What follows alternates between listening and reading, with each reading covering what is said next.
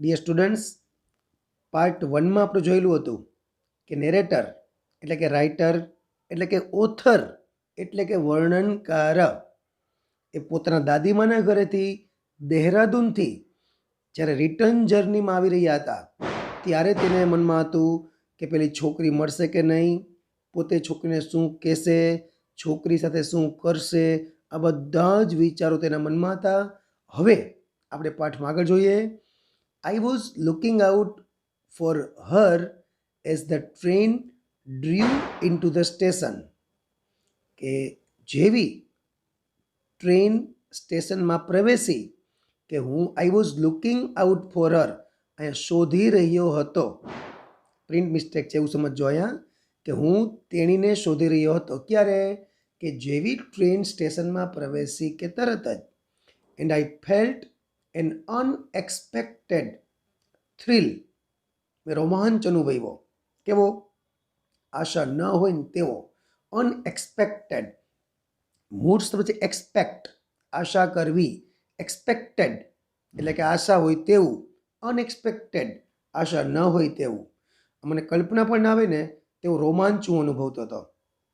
I so Har walking up the platform, ત્યાં તો મેં તેણીને પ્લેટફોર્મ પર આવતી જોઈ. આઈ રેન ટુ ધ ડોર, હું સીધો ક્યાં પહોંચી ગયો? સીધો જ દરવાજા પાસે પહોંચી ગયો. દોડીને ગયો પાછો, રેન જો. એન્ડ વેવડ એટ હર, કેમ કે એનું સગું હોય, કોઈ જાણીતું હોય, સીધો જ ને તો હાથ ફરકાવ્યો. વેન શી સો મી, જ્યારે તેણીએ મને જોઈ તો શી સ્માઇલ્ડ, તેણીએ પણ સ્માઇલ આપ્યો. શી વોઝ પ્લીઝડ, પ્લીઝડ મતલબ ખુશ, હેપી અને ગ્લેડ આ સિમિલર કહેવાય એના. ખુશ, તેણી ખુશ હતી. શા માટે? દેટ આઈ રિમેમ્બર્ડ હર, તેણી ખુશ એટલા માટે થઈ કે મેં તેણીને યાદ રાખેલી હતી. આઈ વોઝ પ્લીઝડ ધેટ, હું પણ ખુશ થયો. શું કામે? કે ધેટ શી રિમેમ્બર્ડ મી, કે હું તેને યાદ હતો એટલા માટે હું પણ ખુશ થયો. તેની મને યાદ હતી એટલા માટે તે પણ ખુશ થઈ.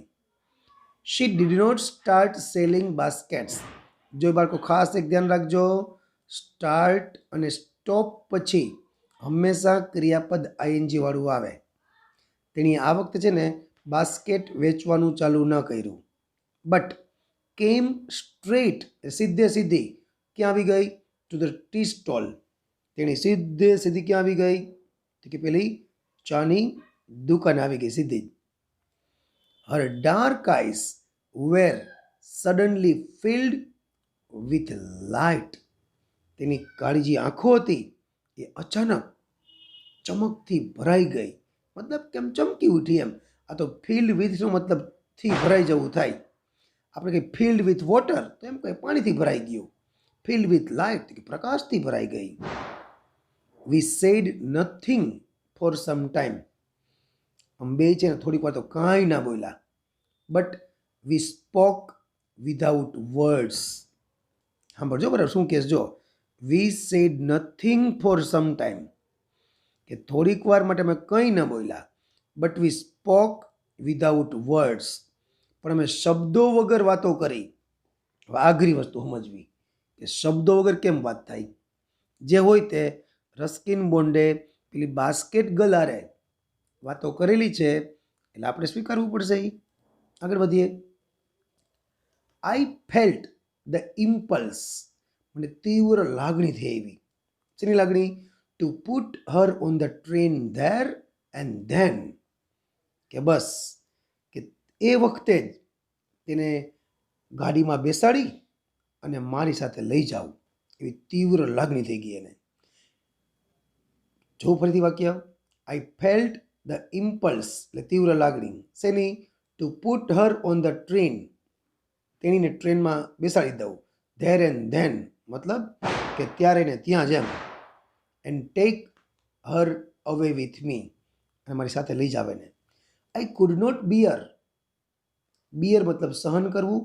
સિમિલર છે એનો બિયરનું ટોલરેટ, હું સહન ન કરી શક્યો. શું? ધ થોટ વિચાર. કયો વિચાર? ઓફ વોચિંગ હર વેનિશ, કે તેણી હમણાં જ અદૃશ્ય થઈ જશે. મતલબ કે ટ્રેન ચાલુ થશે, તેણી ત્યાં ઊભી રહેશે અને પોતે દૂર દૂરથી એને જોશે અને ફરી પાછું વચ્ચે જંગલ આવી જશે અને તેણી દેખાતી બંધ થઈ જશે.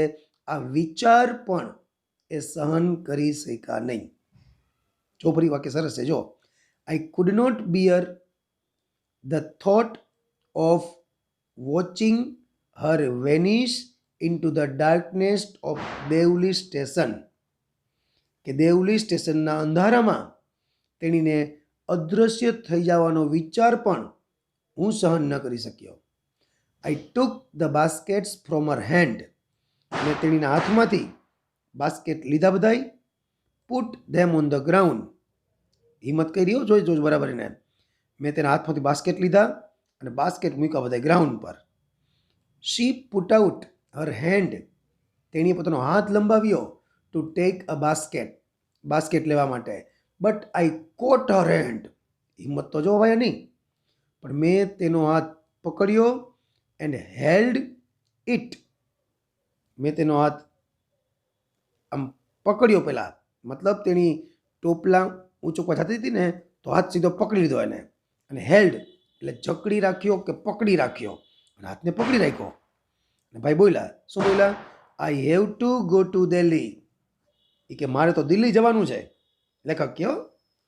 તો શી નોડેડ, તેની માથું હલાવ્યું, મતલબ ના પાડી એમ. શું ના પાડી? I do not have to go anywhere, કે મારે ક્યાંય જવાનું છે નહીં. ત્યાં તો the guard blew his whistle, દર વખતની જેમ જ ફરીવાર ગાર્ડે સીટી વગાડી. And I hated the guard for doing that, અને ગાર્ડે જે કામ કર્યું એના માટે મને ગાર્ડ પ્રત્યે સખત નફરત થઈ ગઈ, તિરસ્કાર થઈ ગયો. ગાર્ડે કામ ક્યું કર્યું હતું? વિસલ વગાડવાનું. હવે એ તો કરે જ ને, કયું હાલો એ વિસલ ના વગાડે તો ભાઈ નોકરીમાંથી જાય. અને એને થોડી ખબર હતી કે આ ભાઈ પોતાનું સેટિંગ કરતો હોય છે અહીંયા અને આ ગાર્ડને ગાળું કાઢતો હશે, જે હોય તે. પણ જો પ્રેપોઝિશન્સ પછી હંમેશા આઈએનજી વાળું ક્રિયાપદ આવે, તો ગાર્ડે જે પણ કંઈ કામ કર્યું એના માટે મને ગાર્ડ પ્રત્યે ખૂબ જ તિરસ્કાર થઈ ગયો. I will come again, I said, will you be there? જતા જતા ભાઈ બોલતા ગયા, હું ફરી વાર આવીશ, શું તું અહીંયા જોઈશ? શી નોડેડ, તેની માથું હલાવ્યું. I do not have to go anywhere, she nodded again, કે મારે ક્યાંય નથી જવાનું. ફરી પાછું માથું હલાવ્યું એને. ધ બેલ ક્લેંગ્ડ, ફરીવાર ઘંટ રણક્યો. And the train slid forward, slid એટલે સરકવું. ટ્રેન આગળની તરફ સરકી. I had to pull my hand away from the girl, હજીને હાથ તો પકડી જ રાખ્યો તો. જો હવે કે I had to pull my hand, મારે હાથ છોડાવવો પડ્યો. And run for the moving train, અને ચાલતી ટ્રેન તરફ દોડ્યો હાથ છોડાવીને ફટાફટ. This time I did not forget her, હવે આ વખતે હું તેણીને ભૂલ્યો નહીં. She was with me for the rest of the journey and for long after, આ વખતે તો તેણી આખા પ્રવાસ દરમિયાન અને ઘણા લાંબા સમય સુધી પણ તેણી મારી સાથે જ હતી, મતલબ વિચારોમાં હતી એમ. હવે એના જ વિચાર આવ્યા ને છેલ્લા સુધી. All that year she was a bright living thing, આખું વર્ષ તે મારા માટે એક બ્રાઇટ એટલે કે ચમકીલી, તેજસ્વી અને જીવંત વસ્તુ રહી. આમ તો વસ્તુ જ ના કહેવાય, પણ એને મતલબ હંમેશા એની યાદોમાં એ જીવંત રહી. અને when the college term ended, term એટલે કે ફર્સ્ટ ટર્મ, સેકન્ડ ટર્મ, જે સત્ર કહે આપણે, કોલેજનું એનું સત્ર પૂરું થયું. આઈ પેક્ડ ઇન હેસ્ટ, ભાઈને ઉતાવળ તો જો, એને ઉતાવળે સામાન પેક કર્યો. હેસ્ટ મતલબ quickly. And left four Dehra, અને ભાઈ નીકળો દેહરા જવા માટે. અર્લિયર ધેન યુઝ્યુઅલ, હંમેશ કરતાં વહેલો, કારણ કે ભડભડિયો હતો. ભડભડિયો શેનો હતો એને? કે પેલી છોકરીને મળવાનો, એટલે હંમેશ કરતાં ભાઈ વહેલો ભાગ્યો આ વખતે. આઈ વોઝ નર્વસ, હું બેચેન હતો. એન્ડ એન્ક્સિયસ, અને આતુર પણ હતો.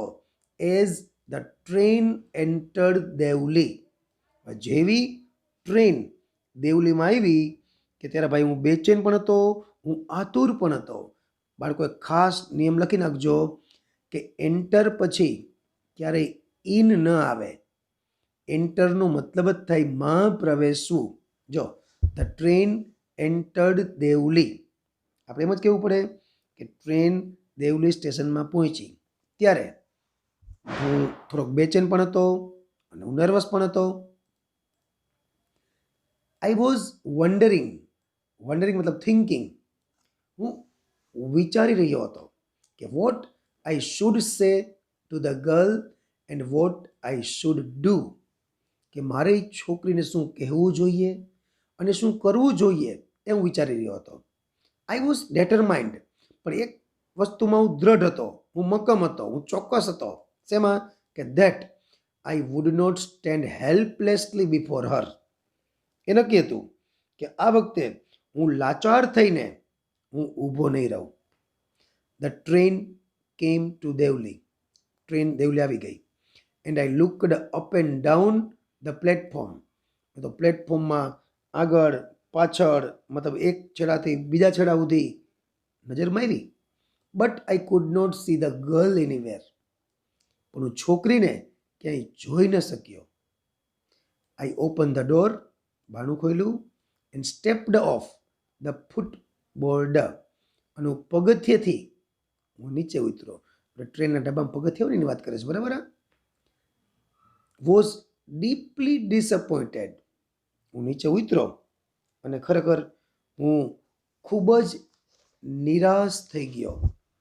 આઈ ફેલ્ટ, મને એવું લાગ્યું કે I had to do something, મને એવું લાગ્યું કે હવે મારે કંઈક કરવું પડશે. And so I rain up to the station master. ભાઈ સીધા પહોંચ્યા સ્ટેશન માસ્ટર પાસે અને હું પૂછું એને કે do you know the girl, તમે છોકરીને ઓળખો છો? Who used to sell basket here, કે જે અહીંયા બાસ્કેટ વેચતી. જો યુઝડ ટુ સેલ, આ બાળકો ટોપિક છે સરસ મજાનો. આપણે ગ્રામર પોઈન્ટ જ્યારે શીખવાડતા હશું ને ત્યારે શીખવાડશું આ કે યુઝડ ટુ પછી મૂળ રૂપ જ આવે. ભૂતકાળની કોઈ ટેવ રૂપે થતી ક્રિયા દર્શાવવા માટે આ વપરાય. મારે એમ કેવું હોય, હું ક્રિકેટ રમતો. આઈ યુઝડ ટુ પ્લે ક્રિકેટ. ડીપમાં ચર્ચા પછી કરશું આપણે, હજી તો ટોપિક શીખતી વખતે આ કે શું પેલી છોકરી બાસ્કેટ વેચતી તેને તમે ઓળખો છો? એને તમે જોઈ ક્યાંય?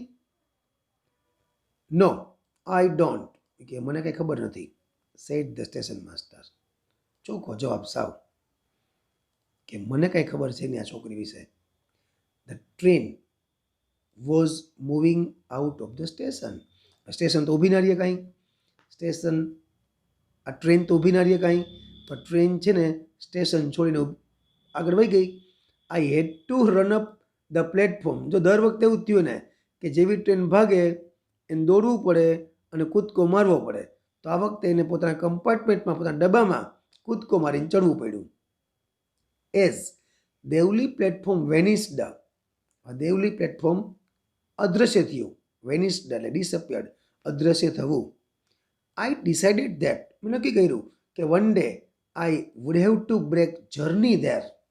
બસ નક્કી કર્યું કે હવે એક વખત તો હું ત્યાં ઉતરી જ જઈશ, ત્યાં રોકાઈ જ જઈશ.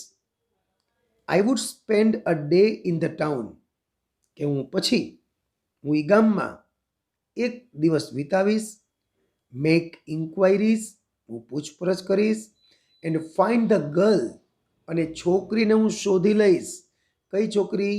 હુ હેડ સ્ટોલન માય હાર્ટ, કે જે છોકરી મારું હૃદય ચોરી ગઈ હતી એને ત્યાં હું રોકાઈશ, પૂછપરછ કરીશ અને શોધી લઈશ. પણ વાક્ય બહુ મસ્ત છે જો. And find the girl who had stolen my heart with nothing but a look from a dark impatient eyes. પેલા શબ્દો જોયું નવા નવા. ઇમ્પેશન્ટ એટલે એન્સિયસ, ઈગર, એક્સાઇટેડ એટલે કે અધીરું. મતલબ હવે કહેવા માંગે જો કે એ છોકરીએ માત્ર પોતાની ઇમ્પેશન્ટ એટલે કે અધીરી અને ડાર્ક એટલે કે કાળી એવી આંખોથી જેને મારું હૃદય ચોરી લીધું હતું એ છોકરીને હું શોધવાનો હતો. In the last few years, છેલ્લા થોડાક કેટલાક વર્ષોથી, I have passed through Deoli many times, કે હું દેવલીથી તો ઘણી બધી વાર પસાર થયો છું. I always look out of the window, હું હંમેશા બારીની બહાર જોઉં છું. શા માટે? To see the same unchanged face smiling to me. મારી સામે એ મલકતો, મારી સામે હસતો એ ચહેરો જોવા માટે હું દર વખતે બારીની બહાર જોઉં છું. But I will never break journey there, પણ હું ક્યારેય ત્યાં રોકાઈશ નહીં, કે મારી મુસાફરી વચ્ચે અધૂરી છોડીશ નહીં.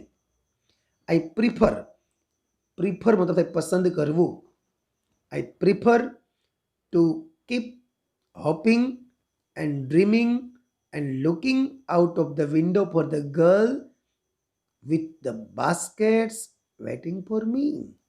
હું મારી જર્ની ક્યારેય અહીંયા પૂરી નહીં કરું, હું મતલબ ત્યાં રોકાઈશ નહીં, પરંતુ હું કરીશ શું કે એના કરતાં એ કેવું, આઈ પ્રિફર, હું પસંદ કરીશ. શું પસંદ કરીશ? કીપ હોપિંગ એટલે કે આશા રાખવાનું, એન્ડ ડ્રીમિંગ સ્વપ્ન જોવાનું, and looking out of the window બારીની બહાર જોવાનું. કેના માટે? For the girl with the baskets waiting for me. મતલબ કે હું અહીંયા રોકાવા કરતાં બસ એ છોકરીની રાહ જોવામાં હું વધારે પસંદ કરીશ. I never break my journey at Deoli. હું ક્યારેય દેવલી રોકાતો નથી, મારી જર્ની અધૂરી છોડતો નથી. But I pass through as often as I can. પણ હું બની શકે તેટલી વાર હું ત્યાંથી પસાર થાઉં છું. બસ બાળકો, અહીંયા આપણી આ વાત પૂરી. રસ્કિન બોન્ડે પોતાના અનુભવની જ કદાચ વાત કરેલી છે. આ સ્ટોરી અહીંયા જ પૂરી થઈ છે. આશા છે કે આ સ્ટોરી તમને સમજાઈ ગઈ હશે. છતાં કાંઈ પણ ક્વેરી હોય તો પ્રશ્ન પૂછજો. વંદે માતરમ. ભારત માતા કી જય.